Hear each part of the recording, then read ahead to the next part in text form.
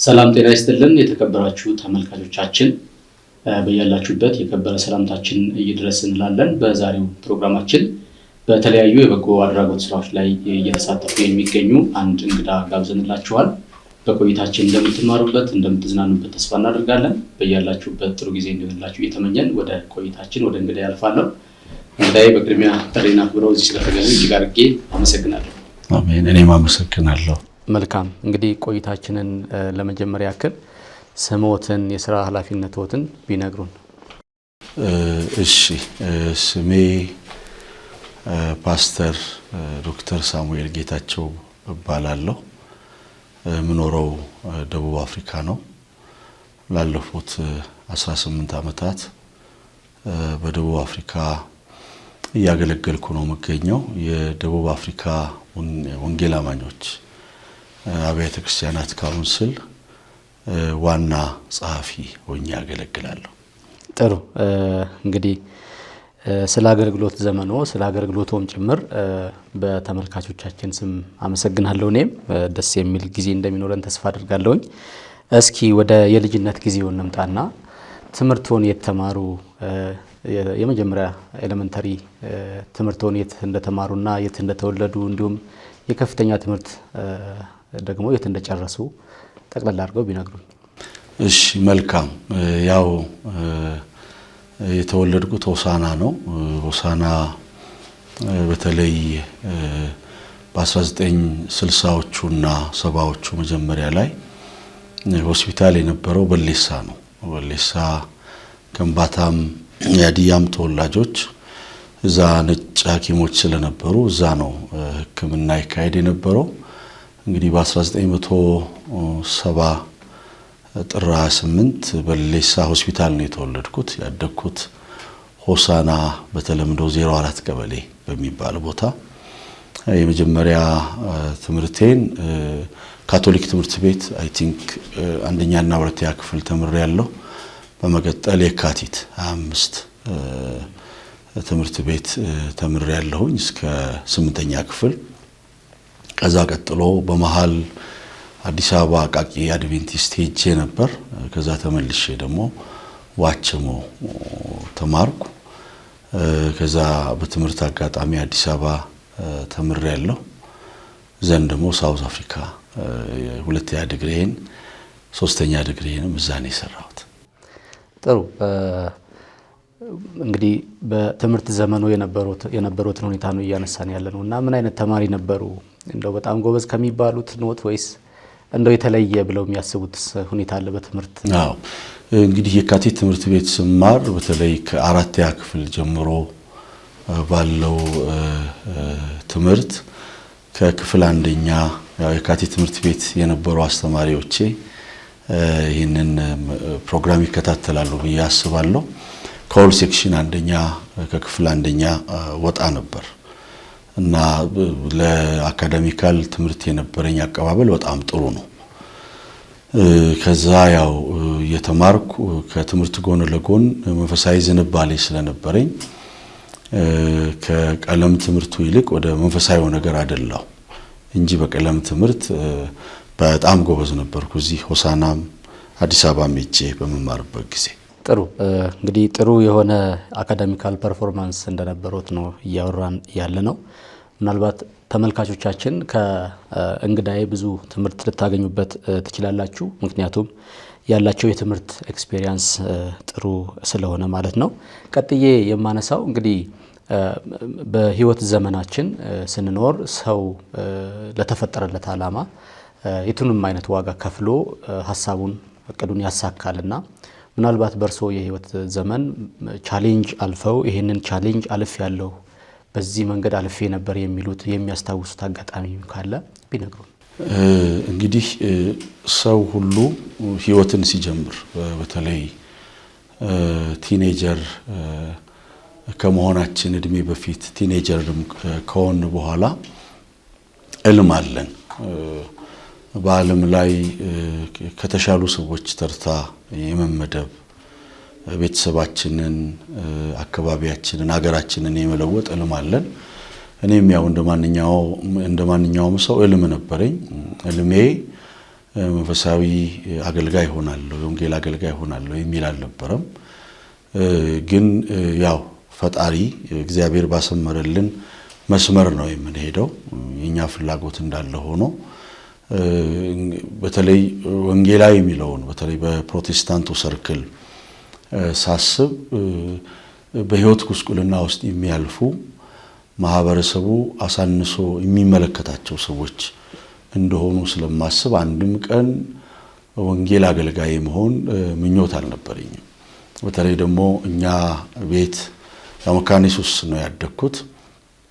መካነ ኢየሱስ አካባቢ መጡ የነበሩ አንዳንድ ወንጌላውያን ካለባቸው የኑሮ ጉስቁልና የተነሳ ሸሚዛቸው ልብሳቸው መልካም ስላልነበር በቃ ወንጌላዊ መሆን እልም አልነበረኝም። ወንጌላዊ መሆን ማለት በቃ ጥሩ ልብስ አለመልበስ፣ ወንጌላዊ መሆን ማለት በማህበረሰቡ ዘንድ ያነሰ ተቀባይነት ማግኘት ስለሚመስለኝ ያ ምኞት አልነበረኝም። ግን ያው ፈጣሪ እግዚአብሔር ያሰመረልኝ በዛ መልኩ ስለሆነ አገልጋይ ሆንኩ። አሁን ደግሞ በጣም ደስተኛ ነኝ። እንኳን የህዝብ አገልጋይ ሆንኩ እንኳን የእግዚአብሔር አገልጋይ ሆንኩ ብዬ ደስተኛ ነኝ። እኔ ያሰብኩት ሌላ ነው። አሁን እየኖርኩ ያለሁት እግዚአብሔር ያሰበልኝ ነው። ለብዙዎች ፍርሃት ፈጥሮ እንዳለፈ እውነት ነው። በዚሁ እንግዲህ አያይዤ የማነሳው ምናልባት በእርሶ የህይወት ዘመን በስኬት እግዚአብሔርም እየረዳዎት አሁን ላሉበት ደረጃ ደርሰዋልና ፓስተርም እንደገና ዶክተርም የመሆን ስኬት ላይ ደርሰዋልና የእርሶ ተሞክሮ ምናልባት ለተመልካቾቼ እጅግ የሚጠቅም ስለሆነ ይህንን ሁለቱን አሳክቶ ከግብ የማድረስ ጥንካሬውን እንዴት አገኙት የሚለውን ደግሞ እንመልከት። ያ እንግዲህ እግዚአብሔር ለወንጌል አገልግሎት እንደጠራኝ ሲገባኝ የተማረ ወንጌላዊ መሆን አለብኝ ብዬ አሰብኩ። ሰዎች ያው በተለያየ የሃይማኖት ሰርክል ውስጥ በስሜት የሚያካሂዱት የሃይማኖት አገልግሎት አለ። ግን የሃይማኖት አገልግሎትን በስሜት ማካሄድ ለማህበረሰቡም ለሀገርም ለቤተሰብም ለግለሰብም ከጥቅሙ ይልቅ ጎጂ ጎኑ ይበልጣል። ስለዚህ እግዚአብሔር እንደጠራኝ በተረዳው ጊዜ ቀጥታ ቴዎሎጂ ትምህርት ቤት ነው የገባሁት። የመጀመሪያ ዲግሪዬን በ1994 ጨረስኩ። ከጨረስኩ በኋላ የመጀመሪያ አገልግሎት የተሰማራሁት ንፋስ ስልክ አዲስ አበባ መሰረተ ክርስቶስ ነው። ከዛ ቀጠልኩ። በአገልግሎት አጋጣሚ ቦሌ ቃለ ሕይወትም እንደዛው ተቀጥሬ ያገለግል ነበር። ሳውዝ አፍሪካ የአገልግሎት እድል ገጠመኝ። 2 ጊዜ ሄጄ መጣሁ። በሶስተኛው የፖስት ግራጁዌት እድል አገኘው እና በሊደርሺፕ ማስተርስ ለመስራት ወደ ሳውዝ አፍሪካ ሄድኩ።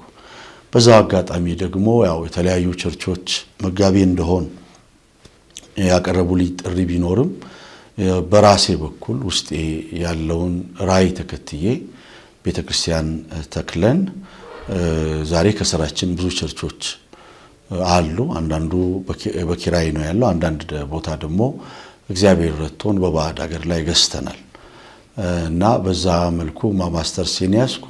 አሁን ደግሞ ቅርብ ጊዜ ከአንድ ዓመት በፊት በነጮቹ ዘመን አቆጣጠር አይ ቲንክ 2023 ላይ ፒኤችዲ ወይንም 3ኛ ዲግሪዬን ከኢምፓክት ክርስቲያን ዩኒቨርሲቲ አግኝቻለሁ እና ትምህርትና መንፈሳዊነት ጎን ለጎን መሄድ አለበት። አንድ ጥቅስ ላንሳ። ማቴዎስ ወንጌል ምዕራፍ 22 ቁጥር 29 ላይ ቅዱሳን መጽሐፍትንና የትንሣኤውን ኃይል ስለማታውቁ ትስታላችሁ ይላል እና ያለ ዕውቀት የሆነ አገልግሎት ቅድም እንደተናገርኩት በአገልጋዩ ሕይወት ላይ በአገልጋዩ ቤተሰብ ላይ በማህበረሰብ ላይ በቤተ ክርስቲያን ላይ ጉዳት ያመጣል። ስለምንናገረው ነገር we have to have sufficient knowledge ምንድነው እያልን ያለነው ቢለውን እኛ በሚገባው ቀን ነው ማሳወቅ ያለብን። ከዚህ የተነሳ መንፈሳዊነትንም ትምህርቱንም ጎን ለጎን ነው ያስኬድኩት። ጥሩ ቆይታ ያደረግን እንደሆነ ተስፋ አድርጋለሁ። ተመልካቾቻችን እንግዲህ ፓስተር ምናልባት ቆይታችን እየሰሩ ካሉት የበጎ አድራጎት ስራ አንጻር ያሉትን ልምድም ለማጋራት ስለሆነ አሁን በተከታይነት የማነሳሉት ከዛ ጋር የተገናኙ ጥያቄዎችን ነው የማነሳሉትና በጎ አድራጎት ስራ እንግዲህ እንደ ክርስቲያን ልንፈጽመው ከሚገባን ጉዳዮች አንዱ ጉዳይ ሆኖ ወይም ቤተክርስቲያን ካላት ተልእኮች አንዱ ሆኖ ግን ወደዚህ አይነት ስራ ለመግባት ብዙዎች ሲቸገሩም ደግሞ መመልከት ብርቅ አይደለም። ብዙ ጊዜ የሚቸገሩም አካላት አሉና የእናንተ ተቋም ወይም እናንተ የምትሰሩት የበጎ አድራጎት ስራ ለመጀመር ምን አነሳሳችሁ? መነሻችሁ ምን ነበር የሚለውን እንደ መነሻን እዚህ ላይ ሐሳብ ይሰጡኝ። እንግዲህ ወንጌል ሙሉ የሚሆነው በንግግር ብቻ አይደለም። ብዙ ወገኖቻችን አቅም እያላቸው በአንድም ይሁን በሌላ ምክንያት ቤት አጥተው ሆምለስ ሆነው ጎዳና ይወደቁ አሉ። የንጹህ ውሃ አቅርቦት ችግር ያለበት ቦታ የሚኖሩ አሉ። የቀንም ቀለብ ብርቅ የሆነባቸው ወገኖቻችን አሉ እና መጽሐፍ ቅዱስ የእግዚአብሔር ቃል በማቴዎስ ወንጌል ምዕራፍ 25 ላይ ተርቤ አብልታችሁኛል፣ ተጠምቼ አጠጥታችሁኛል፣ እንግዳ ሆኜ መጥቼ ተቀበላችሁኛል፣ ታርዤ አልብሳችሁኛል ይላል እና ጌታ ኢየሱስን መቼ መጣህ አንተ ብለው ሲጠይቁት ከነዚህ ከተናናሾች ለአንዱ ያደረጋችሁት ለኔ እንዳደረጋችሁ ነው ይላቸዋል። እንግዲህ የጌታ የኢየሱስ ክርስቶስ አንዱ አገልግሎት ሆሊስቲክ ነው፣ ሁለንተናዊ አገልግሎት ነው። የተራቡትን በማብላት የታረዙትን በማልበስ የተጎዱትን ሰዎች የልብ ስብራት በመጠገን በምድር አገልግሎቱ ጌታችን መድኃኒታችን ኢየሱስ ክርስቶስ አገልግሏል እና ከዛ ተነስተን ላለፉት 18 ዓመታት በሳውዝ አፍሪካ በነበረን ቆይታ የሀገራችንን ሰዎች ብቻ ሳይሆን ደቡብ አፍሪካውያንን፣ የማላዊ ዜጎችን፣ ዚምባብዌያውያንን በቆዳ ቀለማቸው ነጭ የሆኑ ነጮች አሉ በድራግ አዲክሽን ጎዳና ላይ የሚያድሩ በድራግ አዲክሽን ምክንያት ከስራ የተባረሩ እነሱን እንዲሁም ሙስሊሞችን፣ ኦርቶዶክሶችን፣ ፕሮቴስታንቶችን ሃይማኖት ሳንለይ ቀለም ዘር ሳንለይ ያለንን እናካፍል ነበር። ያለንን የምናካፍለው ከሰው የተሻለ ሀብት ስላለን አይደለም። አሁን እኔም በተመለከተ እኔ የማልፍበት ብዙ ኢኮኖሚ ውጣ ውረድ አለ። ግን ከማገኘው ቀንሼ ቤተክርስቲያን ማገለግላቸውን ወገኖች አስተባብሬ ነው ሌላውን የምንረዳው። በዛም በብዙ መልኩ ውጤታማ ሆነናል። አንደኛ እግዚአብሔር የሚከብርበትን አገልግሎት አገልግለናል። ሁለተኛ ደግሞ የደቡብ አፍሪካን ናሽናል ሚዲያ ሽፋን ማግኘት ይችላል። በደቡብ አፍሪካ ናሽናል ሚዲያ በተለያዩ ሚዲያዎች በሶዌቶ ሚዲያ ኢቲቪ የሚባል የመንግስት ሚዲያ በዛ ሚዲያ ሳይቀር ቀርበናል። በዚህ በበጎ አድራጎት አገልግሎት በጎ አድራጎት ባደረግንባቸው ቦታዎች ላይ ይሄ ዚኖፎቢክ አታክ ዘርን ማዕከል ያደረገ ጥቃት ሲነሳ በተለይ እርዳታ በሚደረጉባቸው ቦታዎች ላይ ማህበረሰቡ ኢትዮጵያውያንን፣ ኤርትራውያንን ይከላከላል እና ይሄ በጎ አድራጎቱ ሁለት ጥቅም አለው። አንደኛ የእግዚአብሔርን ትእዛዝ የምንፈጽምበት ነው። ሁለተኛ ደግሞ ከማህበረሰቡ ጋራ ጤናማ የሆነ ግንኙነት የምንፈጥርበት መንገድ ነው። በዚህ አጋጣሚ ምናልባት የበጎ አድራጎት ስራ ያለው የመንፈሳዊ ጠቀሜታ ምንድነው? ትውልዱስ እንዴት መረዳት አለበት ብለው ያስባሉ? በበጎ አድራጎት ስም የሚሰሩ ወንጀሎች አሉ። ለምሳሌ በወንጌል ስም ሚሽነሪ ልከናል በሚል ስም ከቤተክርስቲያን ገንዘብ ተሰብስቦ ተላከ የተባለው ሚሽነሪ ጋር አይደርስም። በኦርፋኔጅ ስም ወላጅ አልባ ልጆችን እንረዳለን ብለው መንገድ ላይ የሚያገኟቸውን ጭቃ በጭቃ የሆኑ ህፃናትን ፎቶ አንስተው ሄደው አሜሪካን ሀገር ሊሆን ይችላል፣ ሳውዝ አፍሪካ፣ ዩሮፕ ገንዘብ በደሃ ልጆች ሰብስበው ለደሃ ልጆች ማደርሱ ዘኮቴሽን የኦርፋኔጅ ድርጅት ያላቸው ሰዎች አሉ። ያ በመጽሐፍ ቅዱስም በመንግስትም ሊወገዝ የሚገባው ነው። የኛን በጎ አድራጎት ስራ በተመለከተ ከግል ኪስና ከቤተክርስቲያን ምዕመናን ከምናገኘው ውጪ ሌላ የውጭ ድጋፍም የውጭ እጅም የለበትም እና በጎ አድራጎት ቅድም እንደተናገርኩት በመጽሐፍ ቅዱስ የተደገፈ ነው። ጌታ ኢየሱስ ክርስቶስ በማቴዎስ ወንጌል ምዕራፍ 14 ላይ ትምህርት ካስተማራቸው በኋላ ጊዜው ስለመሸደቀ መዛሙርቱ ባክሸኝ ይሄን ሁሉ ህዝብ አሁን ቢሄዱም ምግብ የሚያገኙበት ቦታ የለም ብለው ሲሉት ኖ ጾማቸውንም አልሸኛቸው ምን አላችሁ ብሎ እና ሐዋርያው ጴጥሮስ እና ሐዋርያው ዮሐንስን ጠየቃቸው። እነሱም 2 ዓሣና 5 እንጀራ አለን አሉ። ያንን 5 እንጀራ እና 2 ዓሣ ጌታ ኢየሱስ ጸልዮ 5000 ሰዎችን ሕፃናትና ሴቶች ሳይቆጠሩ መግቦ 12 መሶብ ተርፏል። እና ይሄ የምገባ አገልግሎት የሚለውን ጽንሰ ሐሳብ ቤተክርስቲያንም ይሁን መንግስት አገኘ ብዬ ማስበው ከክርስቶስ ነው፣ ከጌታችን ከመድኃኒታችን ከኢየሱስ ክርስቶስ ነውና ጌታ ኢየሱስ ክርስቶስ ሰዎች ሲራቡ ሰዎች ሲጎዱ የሚወድ አምላክ አይደለም። አንድ ነገር ልበል፣ ኖዋዴይስ በአንዳንድ የአፍሪካ ቸርቾች ላይ 5000 ሰዎች አንድ ፓስተር ይመግባሉ። ጌታ ኢየሱስ ግን አንድ ሆኖ ብቻውን 5000 ሰዎችን መግቧል። የተገላብጦሽ ነው። 5000 ድሆች አንድን ፓስተር ባለጠጋ ያደርጋሉ በተለያዩ አፍሪካ ቸርቾች። አንዱ ኢየሱስ ግን ካለው ኮምፓሽኔት ሀርት ሩሩ ልብ የተነሳ 5000ዎችን መግቧል። ስለዚህ ይህንን አገልግሎት ያገኘነው ከጌታችን ከመድኃኒታችን ከኢየሱስ ክርስቶስ ነው። ተመልካቾቻችን እንግዲህ ቆይታችንን እንደወደዳችሁ ተስፋ አደርጋለሁኝ። በቆይታችንም ደግሞ ጠለቅ ያለ ትምህርት እያገኛችሁበት እንደሆነ ተስፋ እያደረኩኝ ቆይታችንን የምናደርገው ደግሞ በደቡብ አፍሪካ የወንጌል አማኞች አብያተ ክርስቲያናት ካውንስል ዋና ጸሐፊ ከሆኑት ከፓስተር ዶክተር ሳሙኤል ጌታቸው ጋር ነው። ጥሩ ቆይታ እያደረግን እንገኛለን። ፓስተር እንግዲህ ምናልባት ቀጥዬ የማነሳለው ጥያቄ በትውልዱ ላይ ደግሞ በመጥፎነት የሚጠቀስ ሊሆን ይችላል ብዬ አስባለሁ። ምክንያቱም ብዙ ወጣቶች ወደ ውጪ የመሄድ በተለይ ወደ ደቡብ አፍሪካ ህገወጥ በሆነ መንገድ የሚፈልሱ ወጣቶቻችን አሉ። በዚህ አጋጣሚ ግን በደቡብ አፍሪካም ይሁን በሌሎች የውጭ ዓለማት ላይ የሚገኙ የሀዲያ ተወላጆች በከተማይቱ ሀገራዊ በሆኑ የልማት ተሳትፎ ውስጥ ያላቸው ሚና ቀላል የሚባል አይደለም። በዚህ አጋጣሚም ደግሞ ሳናመሰግን አናልፍም። ምክንያቱም እየተሰራ ያለው ስራ ጥሩ ስለሆነ ወይም ደግሞ የሚታይ ስለሆነ። ከዚሁ ጋር ተያይዞ ግን ሌሎች ከዚህ ተያይዘው በህገ ወጥ መንገድ ደግሞ ወደ ውጪ ትውልዱ እየሄደ ደግሞ በተለየ አደጋ ላይ እየወደቀ ያለ ደግሞ ሌላ ትውልድ አለና ይህንን ከመቅረፍ አንጻር ትውልዱ በተሳሳተ መንገድ ህይወቱን እንዳያጣ መንፈሳዊ ምክር ብለው የሚያስቡት ነገር ካለ ደግሞ እድሉን ሰጥቷለሁ። ስደት አገራችን ኢትዮጵያ ኢኮኖሚካሊ ብትባረክ በረከት አይደለም። ሰው ለጉብኝት ቢሄድ ስኮላርሺፕ ወይንም የትምህርት እድል አግኝቶ የትምህርት አቅሙን አፕግሬድ ለማድረግ ቢሄድ ይሄ በረከት ነው። ከዛ ውጭ ግን ቅድም እንደተጠቀሰው 7 ሀገር አቋርጦ በእግር በውቅያኖስ ላይ ከአደጋ በማይከላከል ጀልባ ተሳፍሮ መሄድ ብዙ የሀዲያ ልጆችን የከምባታ ልጆችን የኢትዮጵያ ልጆችን ባህር ላይ እንዲቀሩ አውሬ እንዲበላቸው አድርጓል። ያ ብቻ አይደለም፣ አቢዩዝ የተደረጉ የሀዲያ የከምባታ የኢትዮጵያ ልጆች ቤቱ ይቁጠረው።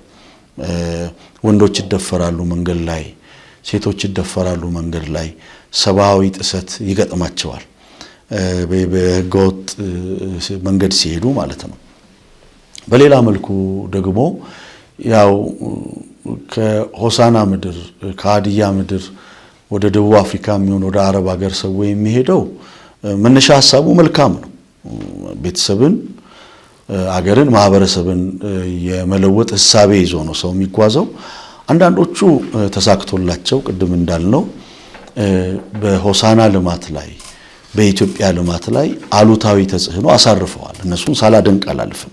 ደቡብ አፍሪካ ያለው ሁሉም ብዬ ባልልም አብዛኛው ጠንካራ ሰራተኛ ለሆሳና ለሀዲያ ህዝብ የሚገደው ለኢትዮጵያ ህዝብ የሚገደው አገራዊ አጀንዳ ያለው ህዝብ ነው እና በዚህም የተነሳ እንግዲህ የሆሳና ከተማ ለውጥ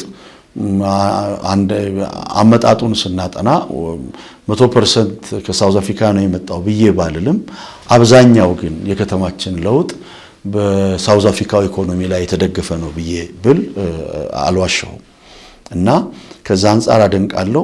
ከዛ ውጪ ግን ደቡብ አፍሪካ ወደዚህ ሀገር ልማት ይምጣ እንጂ ብዙ ወገኖቻችን እየተገደሉ ነው። አንዳንዴ በቀን 17 ሬሳ ይመጣል። ቅርብ ጊዜ እንኳን የሞቱት ዳኝ ግርማ በሆሳና ልማት በሀዲያ ልማት ላይ ከፍተኛ አስተዋጽኦ ያበረከቱ አባት ናቸው። እኛ አባት እርግጠኛ ነኝ ጥቁር የተገዛ ሌባ ይግደላቸው እንጂ ከገዳዩ ጀርባ አበሻ አለ እና በወንድሞቻችን አነሳሽነት ብዙ ወንድሞቻችን ሞተዋል፣ አካላቸው ጎሏል፣ ትዳራቸው ፈርሷል፣ አቢውስ ተደርገዋል እና ጥሩ ጎኑን እያሰብን ደግሞ መጥፎ ጎኑን እንዴት እናስተካክል የሚለውን እንደ ሀገር መነጋገር ያስፈልጋልና ስደት በእኔ አመለካከት በረከት ነው ብዬ አላስብም። ሁላችንም ተሰደናል። ብዙ የሀዲያ ስደተኛ ኢኮኖሚካል ኢሚግራንት ነው፣ ፖለቲካል ኢሚግራንት አይደለም። በፖለቲካ የተሰደዱ ሰዎች የሉም አይደለም፣ ግን በፖለቲካ ከተሰደዱ ስደተኞች ይልቅ በኢኮኖሚ የተሰደዱ ይበልጣሉ። ይሄ በሀገር ላይ ያለ ሀቅ ነው እና ይሄንን ነው የምለው። ከዚህ ጋር አያይዤ በተለይ አሁን ያለውን ከረንት ገቨርነንስ የኢትዮጵያን ገዢ መንግስት ማደንቀው ይሄ ማዕድ ማጋራት የሚለው ፖሊሲው በጣም ነው የሚያስደንቀኝ እና ጠቅላይ ሚኒስትራችንም የጠቅላይ ሚኒስትራችን ባለቤት ቀዳማይ እመቤት እያደረጉ ያሉትን ስራ ሁልጊዜ በቴሌቪዥን ሳይ ይህን ስራ ማድረግ የነበረባቸው የሃይማኖት ሰዎች ነበሩ፣ ቀሳውስት፣ ፓስተሮች፣ ነቢያቶች ነበሩ ማድረግ የነበረባቸው። ግን የተገላብጦሽ ሆኖ የፖለቲካ ሰዎች በዚህ የበጎ ስራ ላይ ተሳትፈዋል። ይህንን እኔ ሳላደንቅ አላልፍም። ፓስተር፣ በዚሁ አያይዤ የማነሳው እንግዲህ በተለያዩ የልማት ስራዎችም ተሳታፊ እንደሆናችሁ መረጃው ደርሶኛል እና እንደው በምን አይነት ልማት ስራዎች ላይ ተሳተፉ፣ ሀገራዊ ጠቀሜታውስ ምንድን ነው የሚለውን ደግሞ በቀጣይነት እናንሳ። አመሰግናለሁ። ከኢትዮጵያ ኤምባሲ ፕሪቶሪያ ካለው ጋር በቅርበት ነው የምንሰራው። ያው የካውንስሉም ጸሐፊ እንደመሆነ መጠን በሬኔሰንስ ዳም በዚህ በህዳሴው ግድብ ላይ አብያተ ክርስቲያናትን አስተባብረን ትንሽ የማይባል ገንዘብ ልከናል። ምክንያቱም ልማት ይመለከተናል። ምንም እንኳን የሃይማኖት ሰዎች ብንሆንም የፖለቲካ ሰዎች ባንሆንም የሀገራችን ጉዳት የሚያመን የሀገራችን ልማት የሚያስደስተን ሰዎች ስለሆንን በህዳሴው ግድብ ላይ ቤተክርስቲያን መዋጮ አድርጋለች። ሌላው ገበታ ለሀገር በሚል ፕሮጀክት ላይ እኔም በግሌ ቤተክርስቲያናችንም መዋጮ አድርጋለች፣ ተሳትፋለች። በተለያየ ጊዜ ሆሳናም ላይ ባለ ልማት ወደፊትም በእቅድ የያዝናቸው አሉ። አሁን ለምሳሌ ሆሳና ስቴዲየምን በተመለከተ በሆሳና ከተማ ላይ አየር ማረፊያ ያስፈልጋል፣ ምንም ጥያቄ የለውም። ሆሳና ከተማ አየር ማረፊያ አውሮፕላን ማረፊያ ቢኖር ምናልባትም ከሌሎቹ ክልል በበለጠ የኢትዮጵያ አየር መንገድ ገቢ ያገኛል ብዬ አፌን ሞልቼ እናገራለሁ። ደግሞ ከዚህ ምድር የወጡ የኔ እንኳን የትምህርት ጓደኛ የሆኑኝ አገርን እያገለገሉ ያሉ ፓይለቶች አሉ። ኢትዮጵያ አየር መንገድ ላይ የሚያገለግሉ ካፒቴኖች አሉ። ኤሚሬትስ አየር መንገድ ላይ የሚያገለግሉ አሉ እና ለአየር መንገዱ የሚጠቅሙ ሰዎች ያፈራች አገር ናት ሆሳና ሀዲያ ማለት ነው። ስለዚህ በዚህ ከተማ ላይ የአየር መንገድ ያስፈልገናል፣ ምንም ጥያቄ የለውም። ለምን እስካሁንም እንደዘገየ አላቅም። ይሄንንም እንደ አንድ ጥያቄ አድርጌ ለማቅረብ ነው። ስለዚህ ቅድም እንዳልኩት በተለያየ አገራዊ ልማት ላይ በግሌ ተሳትፍ ያለው ሳውዝ አፍሪካ ያሉ ደግሞ ደጋግ ኢትዮጵያውያን ተሳትፈዋል። አሁን ቦሌ ብትሄድ ትልልቅ ህንፃዎች ደቡብ አፍሪካ በመጡ ነጋዴዎች የተገዙ ናቸው።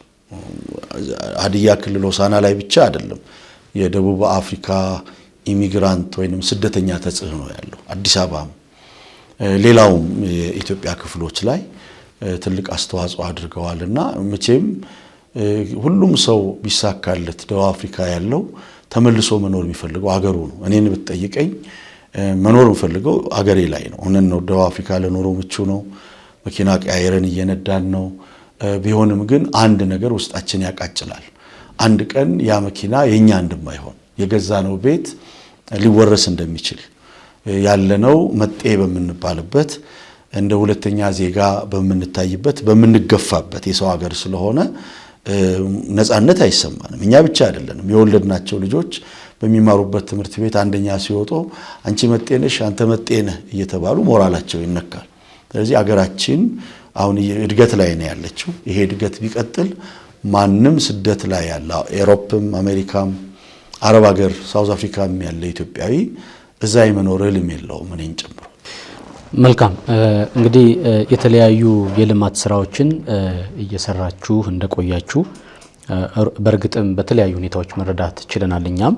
ምክንያቱም የሚታይ ነገር ስለሆነ በሚዲያዎችም ደረጃ በማስረጃ የሚታይ ስለሆነ በተከታይነት የማነሳው ደግሞ ምናልባት መንፈሳዊ በሚባሉ የስራ ተግባራት ላይ ወጣቱን ከማነጽ አንጻር ወደ በጎና መልካም ስብዕና እንዲላበስ ከማድረግ አንጻር ወጣቱን ከመግራት አንጻር በእናንተ ምን ተሰራ የሚለውን ደግሞ እናንሳ።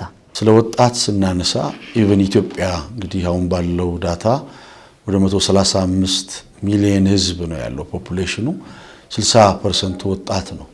ወደ ደቡብ አፍሪካ ስትመጣ ደግሞ ወጣቶች እየበዙ ነው እዛ ሀገር የተወለዱ። ለምሳሌ እኔ 4 ልጅ ወልጃለሁ እዛ 3 ሴቶች 1 ወንድ። በአንድ ወቅት በካውንስሉ ወጣቶችን ጠርተን ነበር። ከ1000 በላይ ወጣት ተሰብስቦ ትምህርት ሰጥተናል። እና ያ ወጣት በኢትዮጵያዊ ስነ ምግባር በሃይማኖታዊ ስነ ምግባር ታንጾ ቢያድግ ነገ ለኢትዮጵያ ለአህጉረ አፍሪካ ለዓለም በረከት ነው። በስነ ምግባር ደግሞ ታንጾ ማደግ ባይችል የድራግ አዲክሽን ሰለባ፣ የተለያዩ ዓለማዊ ሱሶች ሰለባ ነው የሚሆነው። ደግሞ እየሆነም ነው። አሁን ሳውዝ አፍሪካ ብትመጣ ከኮሙኒኬሽን ጋፕ የተነሳ አንዳንድ ልጆች ድራግ አዲክትድ ናቸው። ሌዝቢያን ሲሆኑ ጌይ የሆኑ ለወላጆቻቸው ማይታዘዙ አሉ። ለምንድን ነው ብለህ ከጠየቀኝ የኮሙኒኬሽን ጋፕ ነው። አንዳንድ ቤት እንግሊዘኛ ያውቃሉ፣ አንዳንድ ቤት ደግሞ ከልጆቻቸው ጋር የሚግባቡበት ቋንቋ የለም። አማርኛ ቢሆን ኖሮ አይቸገሩም። ልጆቻችን የሚናገሩት እንግሊዘኛ ወይንም ዙሉ የሚባለውን አፍሪካንስ የሚባለውን የዛን አገር ቋንቋ ነው። ከዚህ የተነሳ የኮሙኒኬሽን ባሪየር አለ። በጣም የማከብረው የምወደው መንፈሳዊ አባታችን የሚሆን ፓስተርና ዘማሪ ታምራት ኃይሌ በጻፈው መጽሐፉ ላይ አንድ ነገር አስፍሯል። ሳውዝ አፍሪካ አንድ የኢትዮጵያ ጄኔሬሽን ጠፍቷል የሚል ሐሳብ አንስቷል። እኔም ይህን ሐሳብ እጋራለሁ። because of the lack of communication እዛ ምድር ላይ ድራግ አዲክትድ የሆኑ ወጣቶች አሉ እና ለወጣቱ ላይ ሳውዝ አፍሪካ መሰራት አለበት። ሳውዝ አፍሪካ ብቻ አይደለም፣ ሆሳና መጥቼ ሳይ ናይት ክለቦች በርክተዋል። ከተማው ላይ ወንጀሎች አሉ ይባላል እና ይሄ የሚያመላክተው ቤተክርስቲያን፣ የክልሉ መንግስት፣ የዞን መንግስት ከምንም በላይ ፕሮዳክቲቭ በሆነው ወጣት ላይ በአንድም ይሁን በሌላ መልኩ የመስራት የውዴታ ግዴታ አለብን። ቆይታችን መልካም እንደሆነ ብዙ ትምህርት ያገኛችሁበት እንደሆነ ተስፋ አደርጋለሁ ተመልካቾች። በቀጣይነት ማነሳው እንግዲህ በእናንተ የበጎ አድራጎት ስራ ምክንያት ብዙ ሰዎች ተጠቃሚ ሆነዋል። በተለያዩ የዓለም ሀገራትም ተዘዋውራችሁ በጎ አድራጎት ስራዎችን እንደሰራችሁ መረጃው አለኝ። በሀገር ውስጥም በተለያዩ ከተሞች ላይ ብዙ የበጎ አድራጎት ስራዎችን በቤተክርስቲያናችሁ ሰርታችኋልና በየት ከተሞች ሰራችሁ? በዓለም ሀገራትስ በየትኛው ክፍል ላይ ሄዳችሁ ተዘዋውራችሁ ሰርታችኋል የሚለውን በተከታይነት እናንሳ። እሺ ቴንክ ዩ። እንግዲህ አዲስ አበባን በተመለከተ ፉሪ ሙሉ ወንጌል ቤተክርስቲያን ጋር የደቡብ አፍሪካ ፌዝ ባይብል ኢንተርናሽናል ቤተክርስቲያን በመተባበር 1000 አቅመ ደካሞች የበጎ አድራጎት ተግባር አከናውነናል የዛሬ 2 ዓመት። በዚህ ፕሮግራም ላይ በጣም የምናከብራቸው ክብርት የአዲስ አበባ ከተማ ከንቲባ የክብር ዶክተር አዳነች አቤቤ አብረውን ነበሩ። እንግዲህ 1,600,000 ብር በፈጀ ገንዘብ 1000 ሰዎች አግዘናል። ከዛ ቀጥሎ ደግሞ በሆሳና ከተማ በ4 ዙር እርዳታ አድርገናል። ለአንድ ጊዜ ለ100 ሰዎች 5 ኪሎ ዱቄት እንዲሁም ደግሞ 5 ሊትር ዘይት ለ100 ሰዎች 300,000 ብር በፈጀ ገንዘብ ከዛሬ 3 ወር በፊት አድርገናል። አሁን ደግሞ ቅርብ ጊዜ ወር አይሆነውም በ3 ዙር አንድ ጊዜ 300 በጣም የምናከብራቸው የምንወዳቸው የማዕከላዊ ክልል መስተዳድር ዶክተር እንደሻው በተገኙበት እንዲሁም ደግሞ የሀዲያ ዞን ዋና አስተዳዳሪ ክቡር አቶ ማቴዎስ፣ የከተማው ከንቲባ ክቡር አቶ ዳዊት፣ እንግዲህ የብልጽግና ጽሕፈት ቤት ዋና ኃላፊ ክቡር አቶ ሳሙኤል በተገኙበት እርዳታ አድርገናል። በመጀመሪያ 300 ቀጥሎ 300 ባለፈው ደግሞ በመጨረሻ ሰዓት ላይ 400 በድምሩ 1000 አሁን እንግዲህ ያው ኑሮም ስለተወደደ 2.5 ሚሊዮን ብር በተጠጋ ገንዘብ ይሄን እርዳታ አድርገናል። ቅድም መናገር እንደሞከርኩት የረዳን ያለነው ከልጆቻችን ጎሮሮ እኛም ከሚያስፈልገን የቤዚክ ኔሴሲቲ ወጪ ነጥቀን የቸርቻችንን አባላት በግል አገልግሎታችንን የሚወዱ ነጋዴ ወንድሞቻችንን አስተባብረን እንጂ ተርፎን አይደለም። እንደማንም ሰው ኢትዮጵያዊ እንደመሆናችን መጠን የኢኮኖሚ ጥያቄ ሁላችንም ጋር አለ እና ትንሽ እንሻላለን፣ ብዙ ሳይሆን ትንሽ እንሻላለን፣ ወገኖቻችንን እንደግፍ በሚል ቅንሳቤ ነው ሆሳዕና ላይ አናርገናል። ሻሸመኔ ላይ፣ አዋሳ እንዴ ከሐይቅ ዳር ቃለ ሕይወት ጋር፣ ሻሸመኔም እንደዚህ ከአንድ ሚኒስትሪ ጋር በጎ አድራጎት አድርገናል። ሌላው ለአገልግሎት በሄድኩበት ግብጽ ካይሮ ብዙ ቅን ኢትዮጵያውያን አሉ፣ ኤርትራውያን አሉ፣ ኢትዮጵያውያን አሉ። እዛ ደግሞ ግብጻውያን አሉ። የግብጽ ክርስቲያኖች ይገፋሉ ያው ከእምነታቸው የተነሳ እና ለግብጽ ክርስቲያኖች 250 ለሚጠጉ 300 ሺህ ብር በፈጀ ገንዘብ እርዳታ አድርገናልና በጣም ነው የተገረሙት። ያው በግብጽና በኢትዮጵያ መሃል ያለውን ፖለቲካል ቴንሽን እናውቃለን እና ያንን አልፈን በጎ በማድረጋችን የዛ የግብጽ የቤተ ክርስቲያናት ካውንስል ሁሉ እውቅና ሰጥቶናል። በጣም ነው ደስ ያላቸው። አንደኛ ፈጣሪን እግዚአብሔርን አገልግለናል፣ ሁለተኛ ደግሞ በኢትዮጵያውያንና በግብጻውያን መካከል ያለውን ጋፕ ለማጥበብ ሞክረናል እና ያንን አድርገናል። እንግዲህ ወደፊትም እግዚአብሔር ቢረዳን ከክልሉ መንግስት ጋር ከፌደራል መንግስት ጋር እየተናበብን ያለንን ጥቂት ነገር ለማካፈል ዝግጁ ነን። እንግዲህ የአጭር ጊዜ፣ ረጅም ጊዜ፣ መካከለኛ ጊዜ እቅዶች ይኖራሉና የሥራ ዕድልን ደግሞ ከመፍጠር አንጻር በዘላቂነት ምናልባት እንደ ተቋም እንደ ቤተክርስቲያኒቷ ራዕይ የታሰበ ነገር አለ ወይ የሚለውን ደግሞ እንመልከት። እንግዲህ ወደፊት አንድ ሁለት ነጭ ወዳጆች አሉኝ። አንዱ ፖርቹጋላዊ ነው፣ ሌሎቹም እንደዛውና ይሄ ፖርቹጋላዊ 3 ፋብሪካዎች አሉት ሳውዝ አፍሪካ ላይ። እያበረታታሁት ነው ፈቃደኛ ቢሆንና የሥራ ዕድል ሊፈጥር የሚችል ፋብሪካ ሆሳዕና ላይ ቢያቋቁም እያግባባሁት ነው ያለሁት። እሱ ፈቃደኛ ሆኖ ፋብሪካ ማቋቋም ከቻለ ቅድም እንደተባለው ስራ አጥን መቀነስ ይቻላል። ብዙዎች ዩኒቨርሲቲ በዲግሪ በማስተርስ ተመርቀው ስራ የሌላቸው ኢትዮጵያውያን ጥቂት አይደሉም፣ ብዙ ናቸው። ለነሱም ለሌሎችም ስራ ከመፍጠር እድል ከመፍጠር አንፃር ይሄን ሙከራ እያደረግን ነው። ግን ያው ምድር ላይ ወርዶ አካል የለበሰ አይደለም። መልካም እንግዲህ ብዙ ስራዎችን እንዳከናወናችሁ እርግጠኛ ነኝ። በዚህ በአጭር ጊዜ ውስጥ ሁሉንም ዘርዝሮ መጨረስ ባይቻልም ማለት ነው። ጥያቄ ምናልባት ወደፊት ምን አስባችኋል?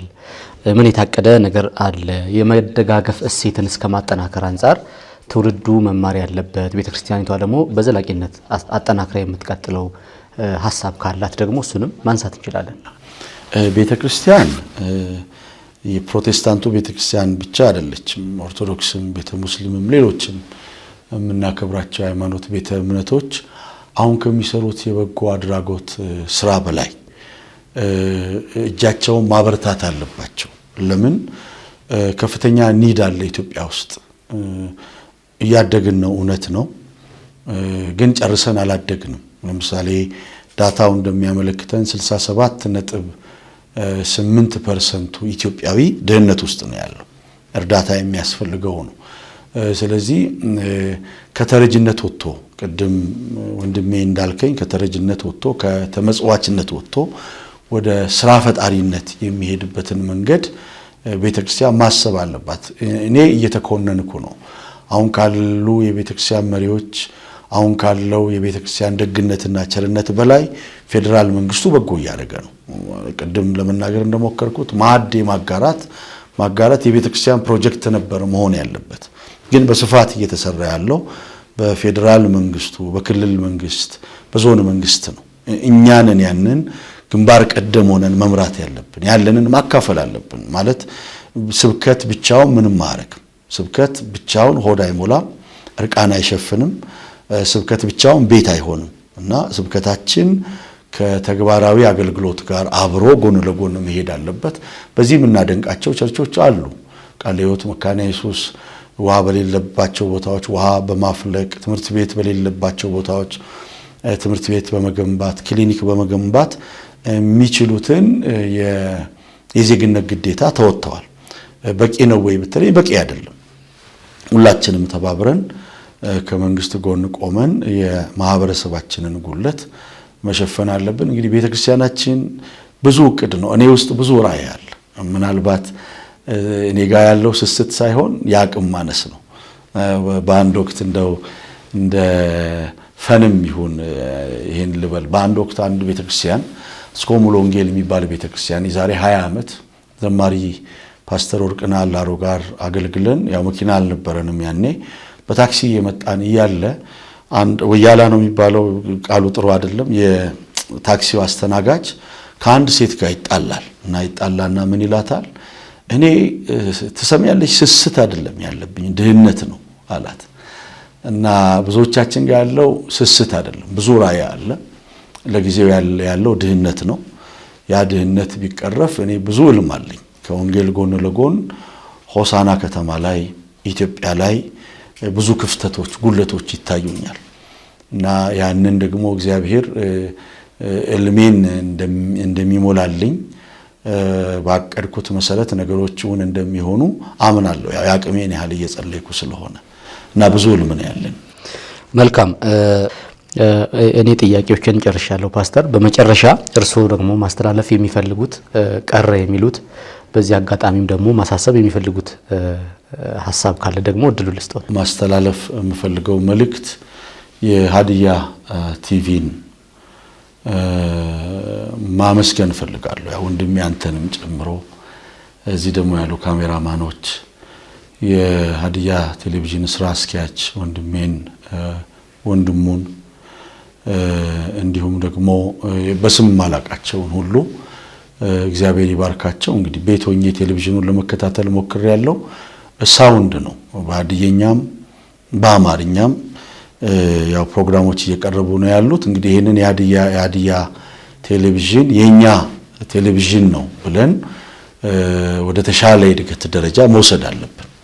ምክንያቱም ሳተላይቱ ሁሉንም የኢትዮጵያ ክልል ኢትዮጵያን ብቻ ሳይሆን አይ ቲንክ መካከለኛው ምስራቅንም ጨምሮ የሚሸፍን ሳተላይት ስለሆነ ከዚህ ሳተላይት ጎን በገንዘባችን በምክራችን መቆም አለብን እና ስለሰጣችሁኝ እድል አመሰግናለሁ። ሌላው ወንጌል ለማገልገል ስመጣ የፌደራል መንግስቱ ስፔሻሊ የክልል መንግስት ዶክተር እንደሻው እንዲሁም ደግሞ ወንድማችን የሀዲያ ዞን አስተዳዳሪ ክቡር አቶ ማቴዎስ፣ የከተማው ከንቲባ በጣም የምናከብራቸው የምንወዳቸው ክቡር አቶ ዳዊት ላሳዩን ፍቅር ለከፈቱልን በር አድናቆት መስጠት ፈልጋለሁ።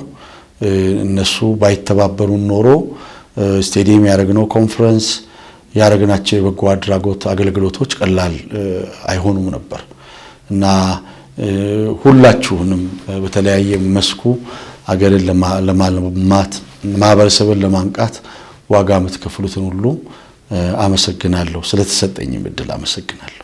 እንግዲህ ጥሪያችንን አክብረው እዚህ ድረስ መጥተው ይህንን የመሰለ በሰል ያለ ሀሳብ ስለሰጡን ስላማከሩን በጥሩ ሁኔታ ስለተጨዋወትን በድጋሚ በሀዲያ ቴሌቪዥን ተመልካቾች ስም እጅግ አድርጌ አመሰግናለሁኝ። ተመልካቾቻችን በዛሬው ቆይታችን በደቡብ አፍሪካ ወንጌል አማኞች አብያተ ክርስቲያናት ካውንስል ዋና ጸሐፊ ከሆኑት ከፓስተር ዶክተር ሳሙኤል ጌታቸው ጋር የነበረን ቆይታ ይህንን ይመስል ነበር።